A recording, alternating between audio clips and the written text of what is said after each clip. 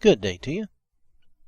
Hope you're having a wonderful day. I want to read to you from 2 Corinthians chapter 9, verses 6 through 12. Now this is going to be about our physical blessings and about how we bless others with that. Now remember this, he who sows sparingly, I'm reading from the Amplified Bible, by the way. This is 2 Corinthians chapter 9, verses 6 through 12. Now remember this, he who sows sparingly will also reap sparingly, and he who sows generously, that blessings may come to others, will also reap generously and be blessed. It's not necessarily, it's not like I'm going to put $10 into this charity and God will bless me back $100. It's not that type of blessings. It's you're trying to bless others and you will be blessed. It's not up to us to try to figure out how we're going to get our return on that. That's not even the idea. So let's not get caught up in that type of thinking. I think that is incorrect thinking, and it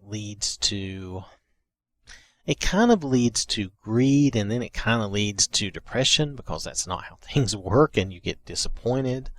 And so I just think that's incorrect thinking. That's not the way to look at this at all. So anyway, let's continue on. I'm sorry, I got a little sidetracked there. But let each one give thoughtfully and with purpose, just as he has decided in his heart, not grudgingly or under compulsion, for God loves a cheerful giver, and delights in the one whose heart is in his gift.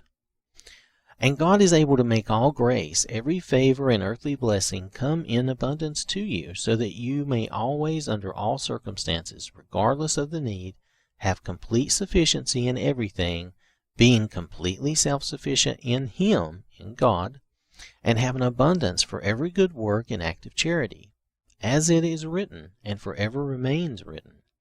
He, the benevolent and generous person, scattered abroad, He gave to the poor.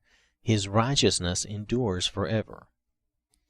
Now he who provides seed for the sower and bread for food will provide and multiply your seed for sowing, that is your resources, and increase the harvest of your righteousness, which shows itself in active goodness, kindness, and love. You will be enriched in every way so that you may be generous, and this generosity administered through us is producing thanksgiving to God from those who benefit. For the ministry of this service, or offering, is not only supplying the needs of the saints, God's people, but is also overflowing through many expressions of thanksgiving to God. Now, in this instance, and I forgot to mention this earlier, Paul is speaking of the Corinthians were taking a collection to give to Paul to take to the saints in Jerusalem to help them through a time of need. And so, Paul was talking about their gift and their generosity and the fact that it was being a voluntary and generous gift. So, but he was reminding them that God will bless them, to sow as you can. He wasn't trying to tell them to, make themselves destitute, but he was saying, sow as you can, sow generously for you. For you, maybe, okay, for instance, now this is going to be a very simple example. Maybe you have $5 in your pocket and you give $2 for whatever purpose, for God's purpose, for charity to help poor, or whatever, okay? Let's just say you give 2 out of that 5. Well, that's as generous as you could be. Maybe that 5 has to last you for a week. I don't know. Whatever. Maybe it has to last you several days, and you're giving part of that, and you're like, well, I'll just go without that coffee or whatever I was going to have with that, whatever.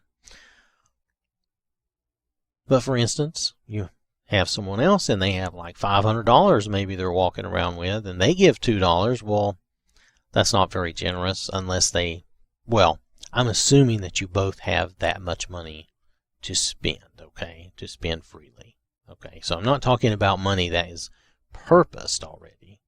So I'm talking about money that you have to spend freely. So that would not be a very generous gift by comparison, okay? Now, if you're carrying $500 on you because you got to go pay a bill for like $450, that's a different story.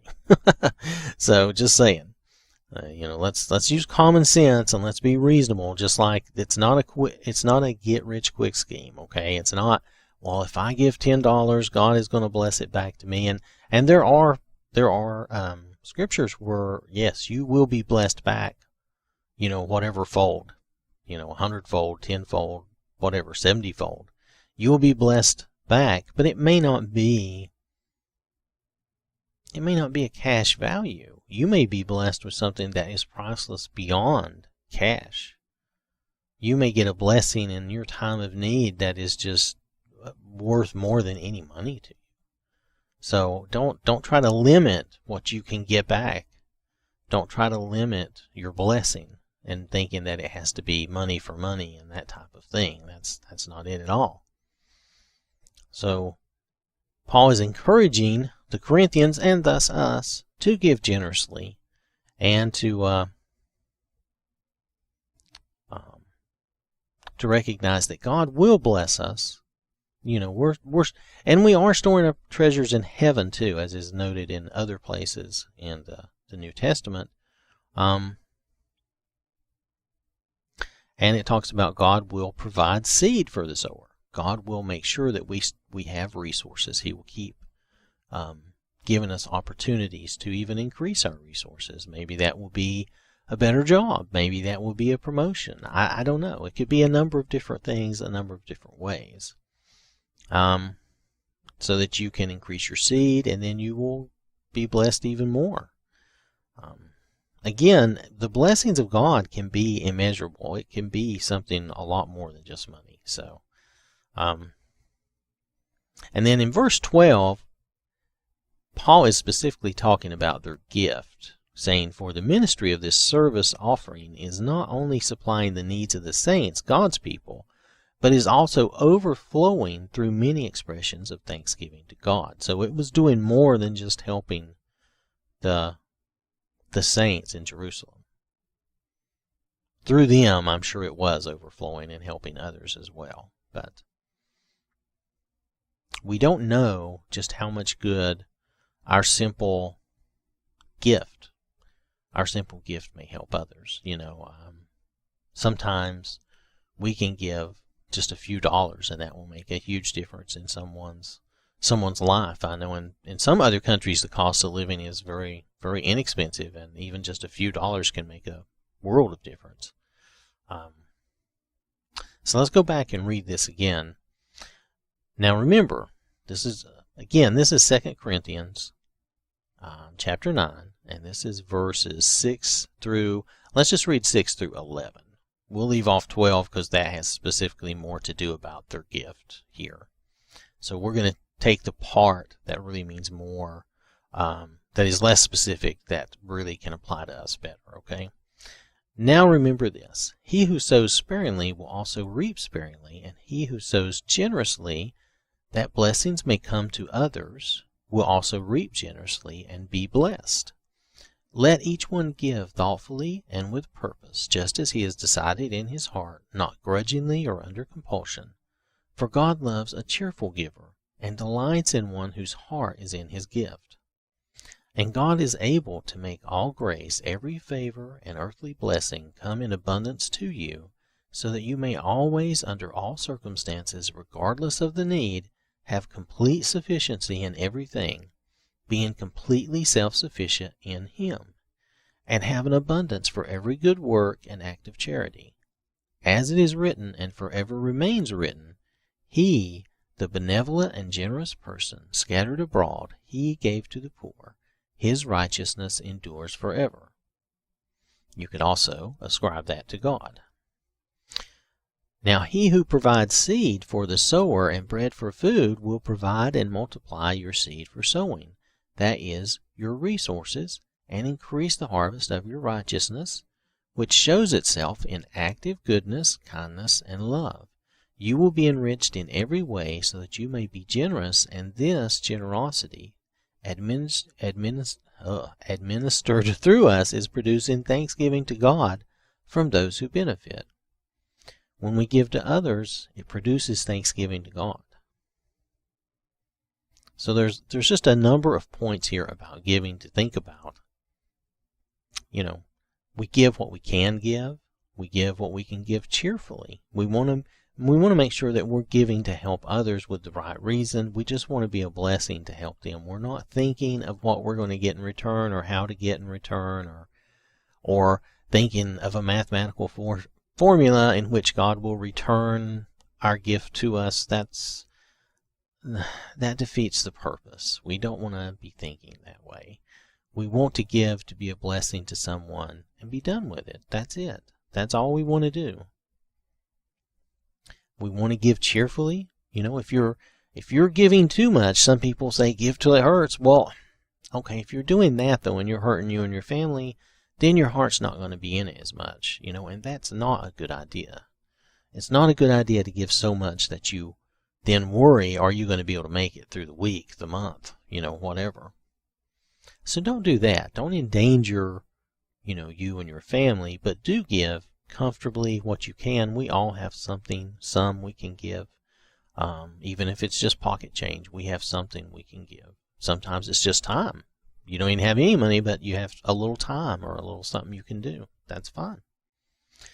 And God is able, of course God is able, to make all grace, every favor and earthly blessing come in abundance to you, so that you may always have sufficiency, meaning God will increase your resources. He will increase your resources. One way or another, our blessings may come to us in ways we don't know or don't expect, but we will be blessed in return.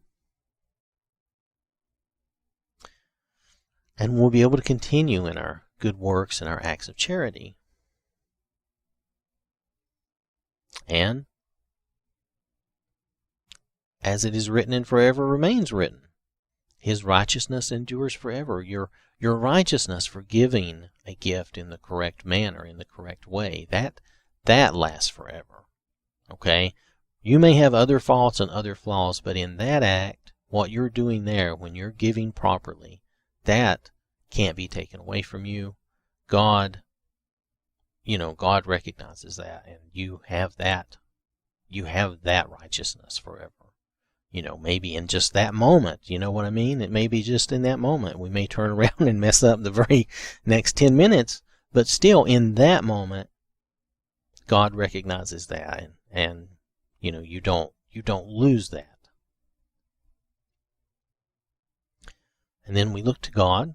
We look to God to provide our seed, to help provide our resources so that we can help others. We must remember that as well. We must remember that we are not alone in what we're doing. God always is providing for us, helping us. He provides me with the job I have, the opportunity, the health I have, everything that enables me to do what I can. I do what I can, but I really believe that God is what makes things happen for me correctly and makes my life work out correctly. I'm just trying to do what I can, trying to do my part in faith. And we try to do that every day and recognize that He's our source for all good things. Because it shows itself, like it says here, it shows itself in active goodness, kindness, and love.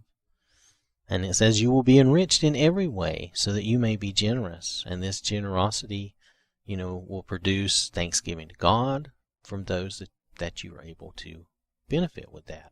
See, the idea is there, even if they're not Christian, when you're helping someone and you show up with God's love and with God's attitude and with God's purpose to just help them and be a blessing to them, a lot of times people will recognize that and respond to that. Yeah, I know, maybe not everyone, but we can't control all that. But a lot of people, they will respond to that, and that will cause them to be thankful to God, and it may cause them to turn to God. And it would be, that would be a very wonderful thing. That would just be another blessing that would be there. So, and all this is really about our material blessings. This is all about what we can do to bless others with material earthly things. And God will bless us. Now, He may not necessarily bless us with material earthly things, because there are things much more, worth much more than just, a $100 bill or whatever. So, all right, so that's physical blessings. That is how we should give. I think Paul has said this way better than I could have anyway. I hope I've just tried to elaborate a little bit. Hopefully that is helpful. I want to thank you for listening. I hope you have a wonderful day. And remember, God loves you.